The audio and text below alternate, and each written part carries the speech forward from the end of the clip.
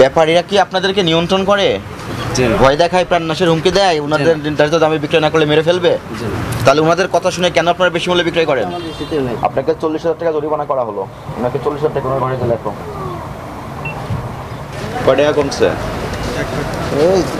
আলুর মূল্য রাখতে হবে 40 টাকার ভিতরে। আলহামদুলিল্লাহ, আমরাও তো আশা করি যে একটু কম দামে বিক্রি করলে ক্রেতারা স্বস্তি পাবে, সাধারণ মানুষ কিনতে পারবে, কোনো অভিযোগ থাকবে না। আমরা তো চেষ্টা। হ্যালো, রুবেল ভাই, ইন্ডিয়ান আলুর মেমো আছে না? এই রুবেল ভাইয়ের কল দেন, ক্যাশ মেমো সাইটে আছে। আপনিও খুচরা বিক্রয় করেন? খুচরা ব্যবসায়ীদের নামে অনেক কমপ্লেন। তো কমপ্লেন থাকবে, কিন্তু আমাদের ফালানি যায় অনেক মাল। 70 টাকায় কেন ঠিক করলেন? 63 টাকা কিনলে তো 65 এমনি পড়ে। ধুলামলা বাড়লে 65 পড়ে, বাড়ালে ধুলামলা আলপনা 65 টাকা পড়ে। 68 বিক্রি করেন তাহলে? বেশি বল 80 বললে পলিথিন আছে গাতি না, আলু তো বড় বড়। নিষিদ্ধ, কেন পলিথিন ব্যবহার করবেন? অল্প পলিথিন দিন আপনারা আমাকে কিছু দিবেন না কেন? আমরা কেন দিব? বিকল্প ব্যবস্থা আপনি বিক্রয় করবেন। বিকল্প তো ব্যবস্থা আলু। তো আলু ওনা এত কবে পলিথিন ব্যাগ স্যার বন্ধ আপনারা রেট বলে দিলে তাহলে আমরা বেস্তারি উড়ার ভিতরে। ব্যাপারীরা কি আপনাদেরকে নিয়ন্ত্রণ করে? ভয় দেখায়, প্রাণনাশের হুমকি দেয়, ওনাদের নির্ধারিত দামে বিক্রয় না করলে মেরে ফেলবে? তাহলে ওনাদের কথা শুনে কেন আপনারা বেশি মূল্যে বিক্রয় করেন? ওনাদের মেমো তো দেখাতে পারছেন না। 13,845 কেজি আলু। বন্ধু দেখতো কটা মাল আছে?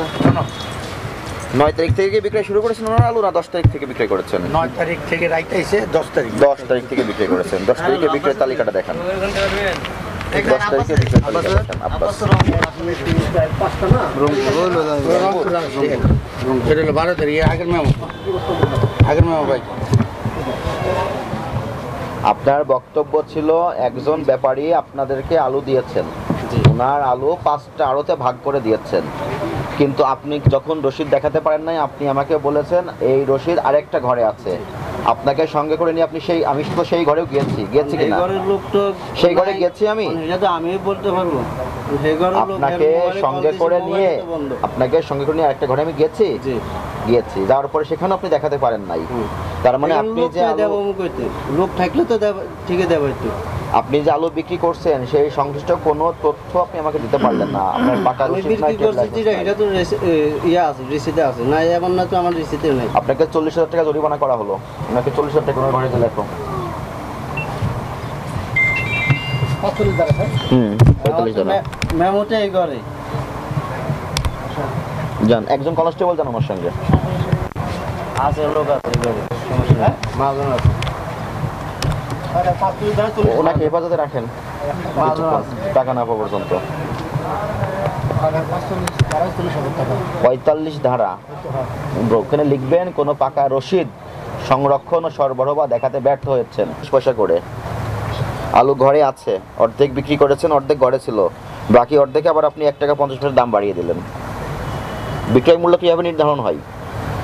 ক্রয় মূল্য সঙ্গে আপনার লেবার কস্ট, পরিবহন কস্ট, আনুষঙ্গিক খরচ যোগ করে আপনার একটা বিক্রয় মূল্য নির্ধারণ করেন, কিন্তু এই ক্ষেত্রে আপনি ক্রয় মূল্য কত সেটাই দেখাতে পারছেন না।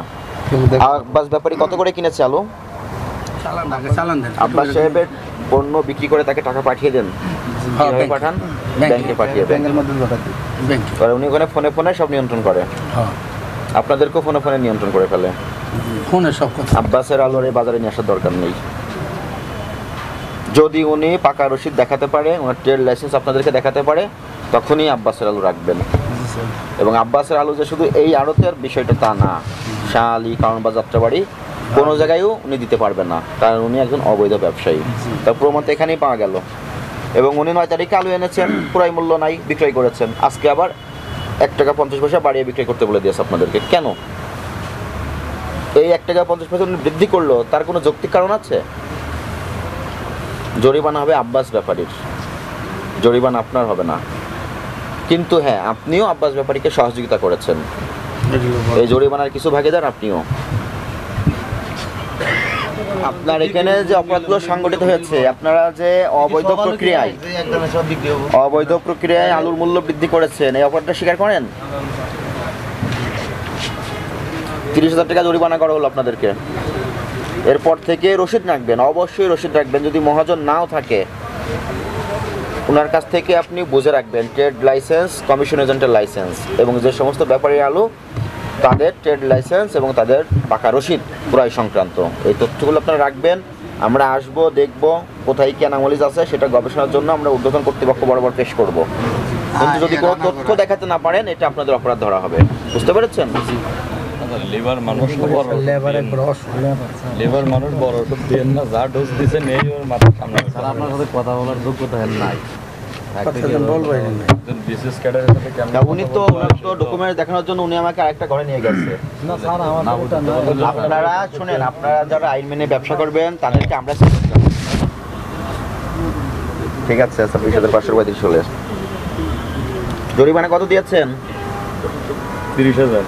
কথা বল। কম হয়েছে জরিমানা আপনার, কারণ আপনার ভিতরে একটা জিনিস লক্ষ্য করেছি, আপনার পরিবর্তন হওয়ার মানসিকতা আছে। আপনি এরপর থেকে এইগুলো তথ্যগুলো রাখবেন, আপনার যে মহাজন আছে তাকে বোঝাবেন। রসিদে কত লেখা আছে? 30,000 লেখা আছে। এখানে স্বাক্ষর করেন, এখানে বাংলা না ইংলিশে? বাংলাই ঘর বাংলাই জাতীয় ভোক্তা অধিকার সংরক্ষণ অধিদপ্তরের শ্রদ্ধেয় মহাপরিচালক মহোদয়ের নির্দেশনায় ঢাকা মহানগরে আলুর উপরে বিশেষ অভিযান চলছে। তার অংশ হিসেবে আজকে আমরা এসেছি মোহাম্মদপুর থানা অধীন সাদেক খান কৃষি মার্কেটে। এই মার্কেটে মোট 36টি আড়ত আছে আলু পেঁয়াজের। সেখানে আমরা 4টি আড়ত মনিটরিং করলাম এবং সেখানে দেখা গেল এদেরকে বারবার নির্দেশনা দেওয়ার পরও কিছু আইনগত ব্যত্যয় পাওয়া গেছে।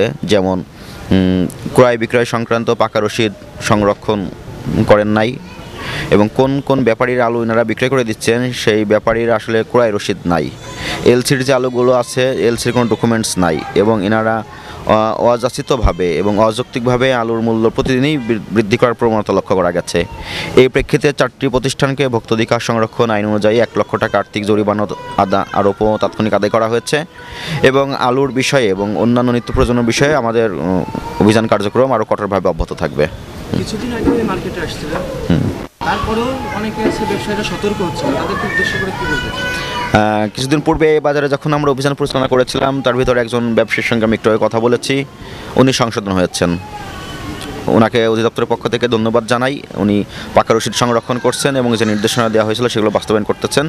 আমরা প্রত্যাশা করি অন্যান্য যে আড়তদার ব্যবসায়ী সমিতি আছেন, সমিতির মাধ্যমে অন্যান্য ব্যবসায়ীরাও এই আইনগত বিদ্যমান যে আইন আছে সেই আইনগুলো মেনে ব্যবসা পরিচালনা করবেন এবং যৌক্তিক মুনাফা করে দ্রব্যমূল্য কীভাবে আরও নিয়ন্ত্রণে রাখা যায় বা স্বাভাবিক করা যায় সেই বিষয়ে তারাও সতর্ক থাকবেন। এই যে ক্রয় বিক্রয়ের বিষয়ে যে আপনার বাইরের থেকে যে ইম্পোর্টের যে মালটা আসতেছে, অনেকেই বলতেছে পার্টি কিন্তু নির্দিষ্ট কোনো নামই বলতেছে না। তাদেরকে এনাদের উদ্দেশ্য করে কি বলতে চান? আসলে এই সমস্ত ব্যাপারী যারা ব্যবসা করেন এটা একটা প্রথাগত পদ্ধতি, তাদেরকে সতর্ক করা হচ্ছে, সচেতন করা হচ্ছে। আমরা প্রত্যাশা রাখি সবাই আসলে ইতিবাচক পরিবর্তন নিয়ে আসবেন এবং আলুর বাজার খুব দ্রুত স্বাভাবিক হয়ে আসবে। ধন্যবাদ।